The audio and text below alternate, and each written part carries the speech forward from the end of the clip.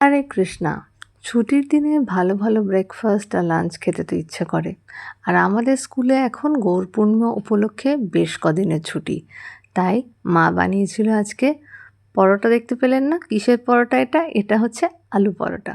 আলু পরোটা তো আপনারা অনেকেই খেয়েছেন, অনেকেই বানিয়েছেন, অনেকভাবে বানান, কিন্তু আমার মার বানানো আলু পরোটাও ওয়ার্ল্ডের বেস্ট টেস্টের হয়।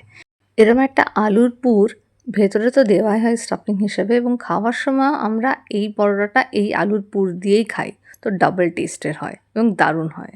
আমার মার আলু পরোটার রেসিপি যারাই আজ অব্দি ট্রাই করেছে তারা পার্সোনালি আমাদেরকে জানিয়েছে যে দারুণ টেস্টের হয়েছে। আর দুপুরে ছিল খিচুড়ি। খিচুড়ির সাথে ছিল বাঁধাকপির ঝাল। সুন্দর একটা বাঁধাকপির ঝালকে আলাদা করে সুন্দর বলছি কেন? খিচুড়ির সাথে তো খুব ভালো যায়, কিন্তু এই বাঁধাকপিটা আমরা এনেছিলাম আমাদের দাদুর বাড়ির সুন্দরপুর থেকে। একদম ডাইরেক্ট ক্ষেত থেকে তুলে এনেছি, তো দারুণ টেস্ট ছিল বাঁধাকপিটার। আর ছিল আলু ভাজা, পাঁপড় ভাজা।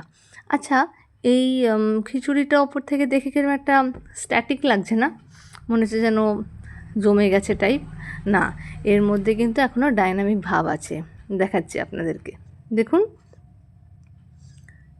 এই যে আমরা সুন্দর করে তুলছি, এই সেই স্ট্যাটিক খিচুড়ি ডাইনামিক হয়ে গেল, চেনা পরিচিত খিচুড়ি।